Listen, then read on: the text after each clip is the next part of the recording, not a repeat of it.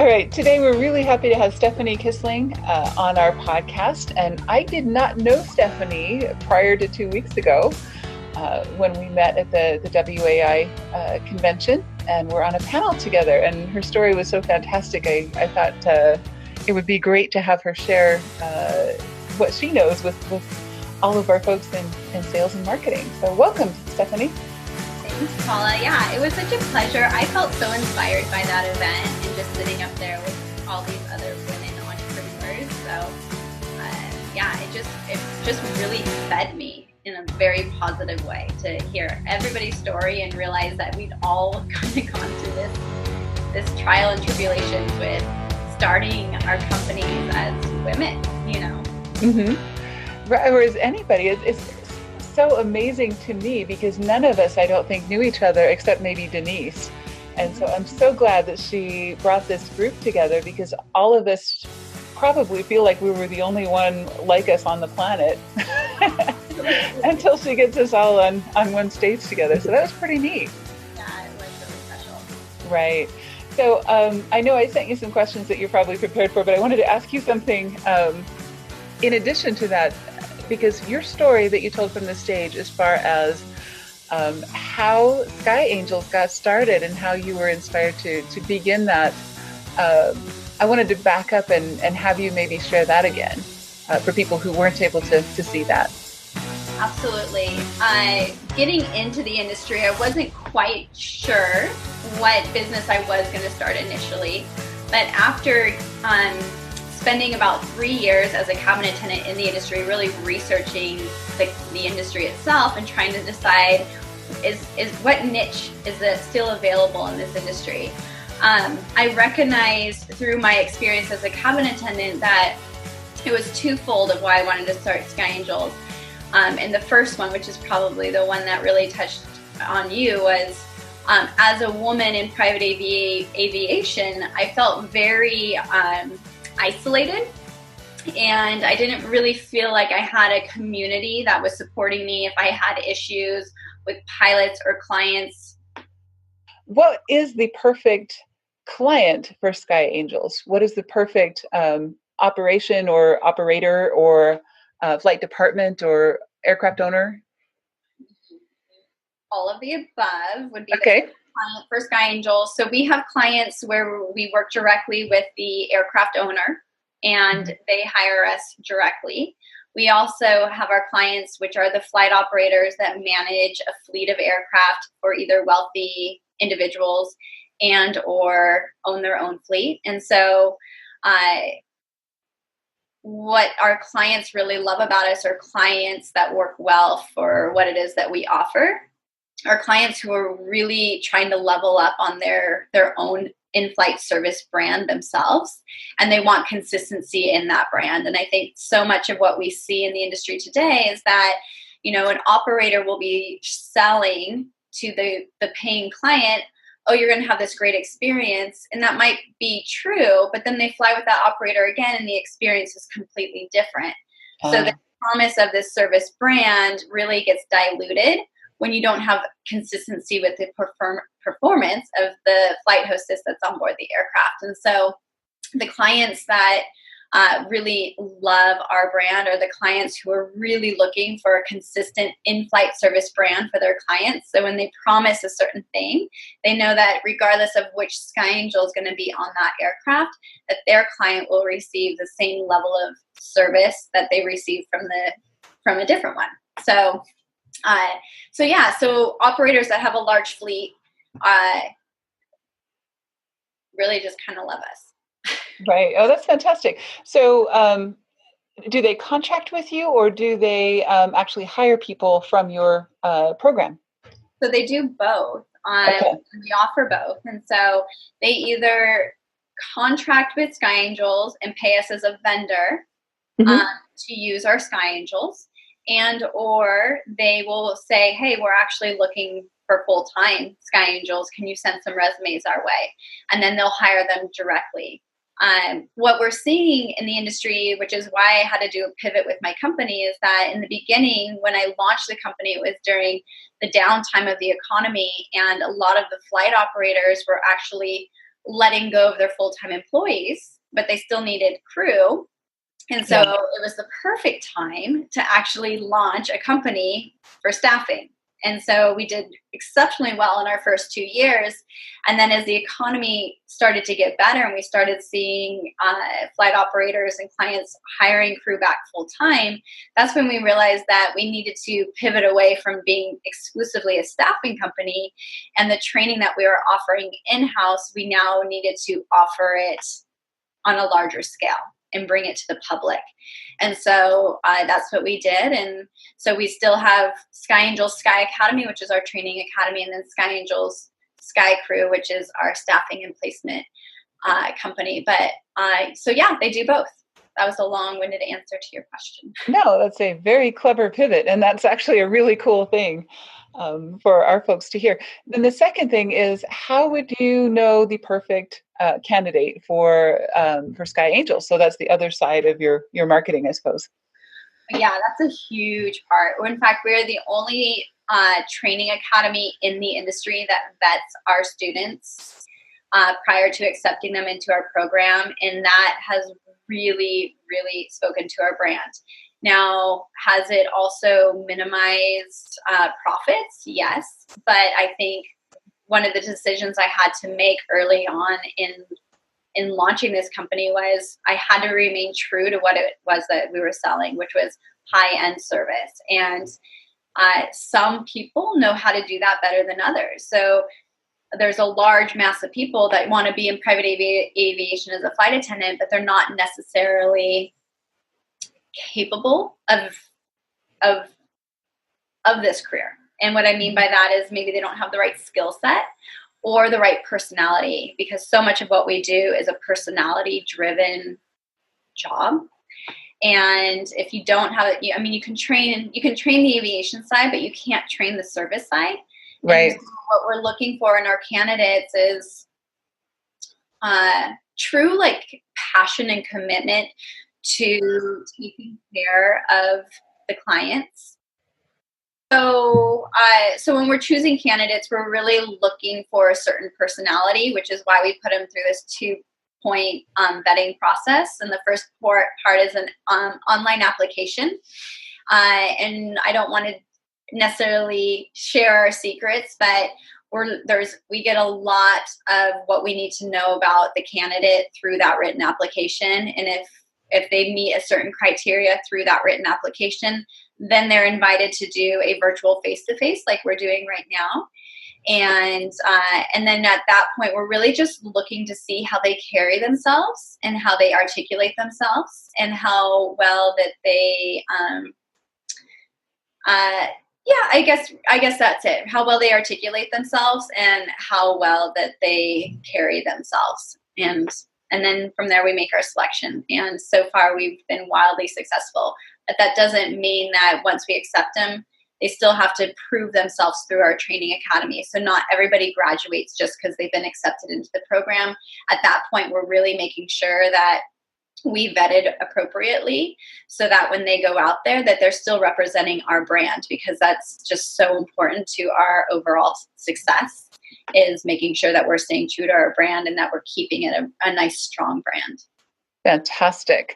That's really smart to be tough and selective and exclusive. That's not a bad thing. So I let them know, and I told them, look, I'm launching it and this is what it is, and I would love your support. And I had the most amazing support from clients, which allowed me to put brand new trained Sky Angels on their flights, recognizing that the client recognizing that they were new, but in support of me and this endeavor of this. When I first launched Sky Angels, it was a staffing company exclusively. So the actual training, besides it being internal training, came later. Wow. Okay. That's cool. So it started basically with your Rolodex that you'd been building over those 3 years. Exactly. Mm-hmm. Very smart. That was very smart. And if you didn't know it was smart at the time, you know it now, right? Well, I didn't realize that's what I was doing necessarily. I didn't. Unfortunately, when I was thinking about starting a company, the whole marketing side didn't even come into play. I was just like, oh, I'm going to start this company. And I didn't think, well, okay, once you start it, how are you going to market it? So it was an accidental chance of fate that that I had also been developing this Rolodex of people within the industry. Fantastic. Okay.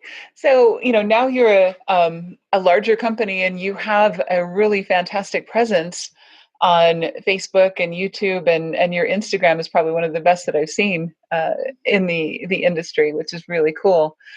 But how did you decide, where to invest time and money in advertising, and what decisions did you make to be successful to the point that you're at now?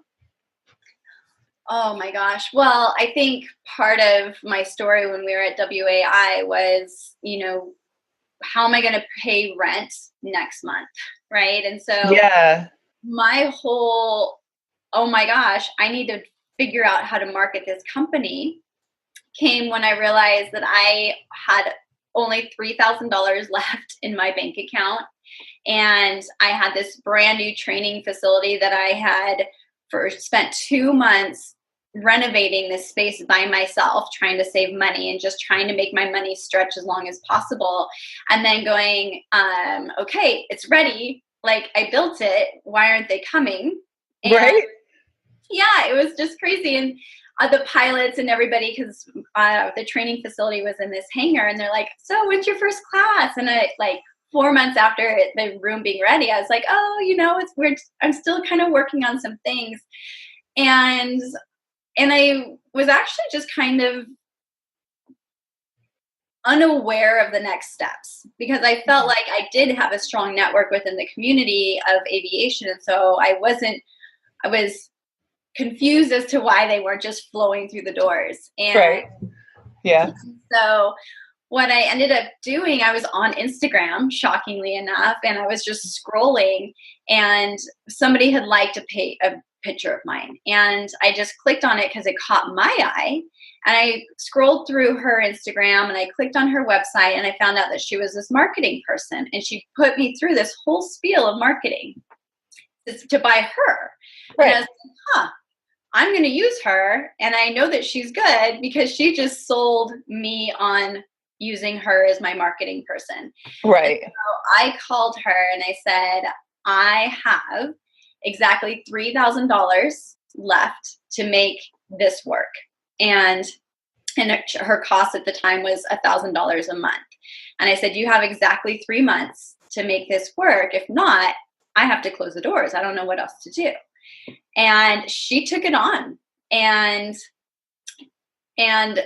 3 months into it, we were already making money. And we were now on this trajectory of where we are today, because I finally got smart and realized how important marketing was to growing a company. Yeah, right. I knew about it with the name and making sure you have the right name and that you have the right design and that you're really putting the right image out there, which is also marketing. But I didn't think of like publicly marketing it, and I didn't really understand or value the importance until that moment. Right. Well, you've got some really interesting things on your Instagram, like recipes and things that I would not have thought to put on for flight attendants. But you know what? You guys prepare food. And your market, the people anyway that you're attracting to the learning environment are young women, and demographically they're on Instagram, right? So how smart is that? Mm-hmm. Yeah, so most all of our marketing is done on Instagram and Facebook for our students. And then again, with the private jet traveler, really it's word of mouth. We really don't directly market to the private jet traveler or even operators per se. Again, that has just grown through references and word of mouth in the industry by us standing behind our service brand. Fantastic. Great. So, you also do some public speaking, like the panel discussion. And how has that helped your business? And do you plan to do more of that? Yes, I'm glad that you asked, because my goal for 2019 is actually to get more involved with public speaking. And it's a huge fear of mine also. So this isn't something that's it's going to be a very challenging goal for me, but one that I'm really inspired to do because I love inspiring people and I love sharing my stories so that hopefully it will inspire them. And so in the past, I've done some public speaking at some of the aviation events. And looking back, I go, oh, gosh, that wasn't that great. But people, again, related to it. And I think that that's really important as far as speaking to your clients or speaking to prospects is how well they relate to you, not only to your story, but also what it is that you're offering them. Right. That makes perfect sense. So you're planning to do podcasts as well as live appearances, things like that? So.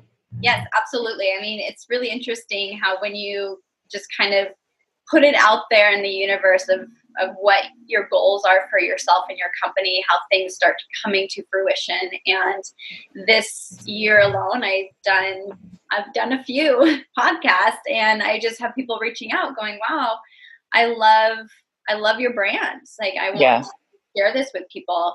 And so more speaking engagements are coming on, are being offered to me. And then also I've taken it a step further to make sure that my message is articulated well to my audience. And I hired a coach who teaches TEDx speakers. And so I'll be working directly with this woman to really make sure that my message is one that speaks to my audience.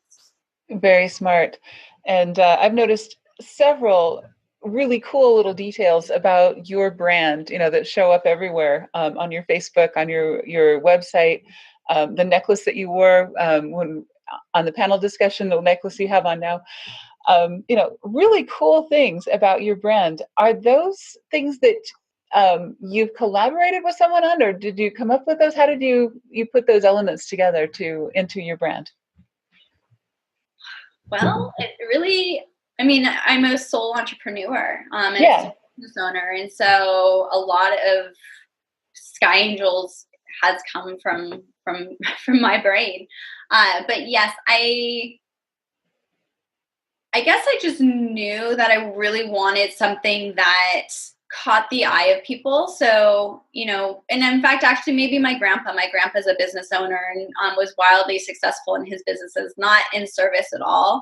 But he would often share things with me. And he'd always say, Stephanie, do you have like little wings that you're passing out to your clients and stuff like that? And I was like, no, I don't. And he's like, well, how about your girls wearing wings? And I was like, no, because that's kind of commercial aviation and that's not really us. And then I was like, hey, why can't we just wear our wing and have that be a representation to our clients that they're flying with the Sky Angel? And then also when our Sky Angels are out and about, since they all graduate from different months, but they would be able to recognize each other in the FBOs and on the road. And so the wing was really a significant addition to the company, just as far as brand recognition, without it just splashing Sky Angels or wearing like, a Sky Angels logo on our shirts and stuff like that, which I did not feel would actually suit a very luxury industry that well. The brand, exactly, your market. And if you're just listening to this and you're not watching the video, Stephanie has this beautiful necklace. Looks like it's a gold colored wing, and it's hanging vertically rather than horizontally. Is very stylish and very beautiful and very high end. So, much nicer than the polo shirt with the logo. So that is a really great way to show your brand, I think. Thank you. All right. So, and a lot of female business owners feel like they like to stay under the radar. In fact, I know some women business owners who will hire a man to kind of be their sales guy or their the front for their business. I think that's going away a little bit, but any advice for other women business owners to help them develop the confidence to be the one that's out there, being the salesperson in chief? And I think it's so important to stand behind your brand and also be the face of your brand. Yeah. And I think in many ways, being a woman business owner in private aviation has been a hindrance where I didn't feel like I was being taken seriously by the other male CEOs that I would meet with, right? And so, but I think the most important thing as a woman just to recognize is that as women, we need to use our femininity and our masculinity and not be afraid of that. And I think that maybe the women that you're talking about that would hire a man as their front, were really afraid to be the female presence in a room of men. And I think, one thing that I've been able to do really well is just relate to men really well and not really come off as a threat or even necessarily come off as a woman, but still be able to be feminine in my approach. And I think through that, you gain a lot of respect because you're not trying to be somebody that you're not. You are a female, so be proud of being a female, but then also know how to show up as a feminine, but also as a powerhouse too, and really earn and gain that respect from the men that are, also sitting at the table with you. Right. So you kind of think of them as colleagues or clients. You don't necessarily think of them as men or, right. women or anything else. They're just different people, right? Right. Yeah. I mean, and I think as a woman, since it is more rare, I think it just makes you really stand out in a positive way. And right. not to really shy away from that if you're a female business owner, but to really have ownership in that instead. Right. Exactly. Use what you got. Mm-hmm. Cool. All right. So here's a couple of questions that we ask everyone. When did you first develop or discover a passion for aviation?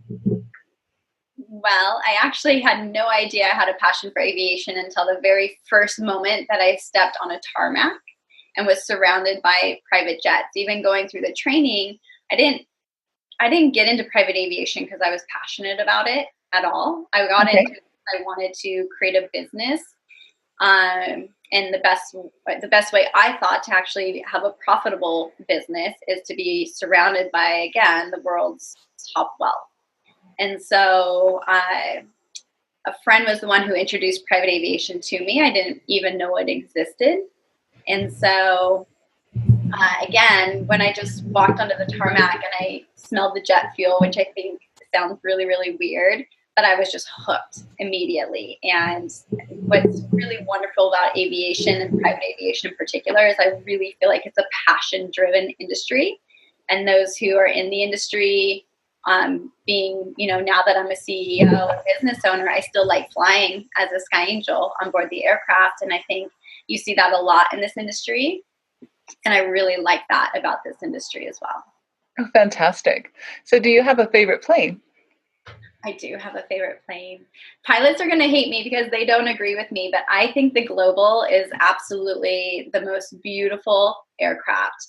And the reason I love that aircraft versus the Gulfstream, which is kind of like the Bentley of aviation, everybody wants one and the pilots just love the electronics on it. But the Global is such a smooth, beautiful ride for the guest. And I think that's who we're actually tailoring the experience to. And so it's quieter in the cabin. It's roomier. The galley is set up more conducive to actually doing an in-flight service for your guests. And so as a cabin attendant or Sky Angel, you can't compare with actually a Gulfstream galley at all. And then as far as just noise, I just think that the Global ride's so much smoother and quieter than a Gulfstream. I see a lot of pilots out there that hate me and think that I'm ridiculous for saying that. But what's interesting is my husband John's been a pilot since he was, a kid, and he agrees with you. He walked onto a Global at one of the shows, and he's just like, "This is so much like home." It's this feeling of peace that comes over you when you have that much space around you in an airplane in the sky, that can't be matched by, the Gulfstreams and the other skinny tubes. So I know. So there you go. There's an airplane for everybody, right? Mm-hmm. All right. Okay. Favorite book or movie? So I'm going to go with favorite book on this one. And okay. I don't know if I would say it's my most inspiring book when I read it or when I'm feeling like I need some inspiration. And it's Think and Grow Rich. Yeah. And one of the stories in the book is about a gentleman who did not give up on wanting to work at a auto manufacturer. And just the drive and commitment that he made towards getting to that position. And then once he was able to land that job, how through his hard work, he was able to work himself all the way up to the very top of that auto industry. And I just loved his story of perseverance and realizing that even if you didn't know anything, that if you put in enough time and commitment and passion and tenacity behind what it is that you wanted, like you can attain your goals. And so I was inspired by that because I didn't go to school as a business major. I didn't know aviation. I was just this girl doing cabin attendant stuff, like who was going to take me serious and how was I going to start a business. And so, it's just the story of the underdogs and really creating the life that you want through knowing what you want, and not giving up on that. Right. That's interesting because I read that, I think it was in junior high for the first time. And, it was this quaint old book and I kind of didn't think much of it. And then I kept coming back to it. As the years passed, you bring different things to the book or the book brings different things to you and you're remembering, oh yeah, I remember that story of that guy who, was so determined to work at and I think he was determined to work with a particular person. I'm going to have to look that up now. And said, this is the guy that I want to work for. And I'm going to do whatever it takes to be his deputy or his second in command and learn everything. He started just by working in the shop. Yeah. And slowly made his way up so that he was recognized by this guy that he wanted. So he was okay with starting at the bottom, knowing that his goal was up here. And I just realized that's okay that I'm starting as the cabin attendant. This is my goal and this is where I'm planning to be. And so, it's not necessarily about who you know or what you know, but what you're actually willing to do to get there. And it really means hard work, Right. And even the smallest, simplest jobs, if you do them well, that's your autograph. That is your brand. So. Absolutely. Right. Fantastic. Well, thank you so much for joining us. I think this was a really great and hopefully very helpful interview for our listeners. And if you have a comment or a question or anything else about Sky Angels, how can people get a hold of you if they need angels? Angels. Right. The best way to get a hold of us, and we actually have a phone number that you can call or text, since our world lives on text messaging now. Right. The number is 310-421-8153. You can also check out our website at flyskyangels.com.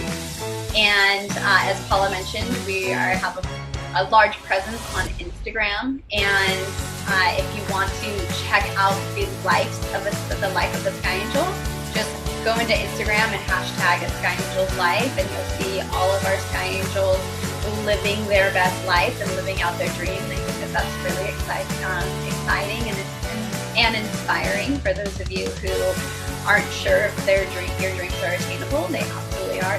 All of these men and women have worked really hard for it. But you can also check us out on Instagram, and our Instagram tag is fly_Sky Angels.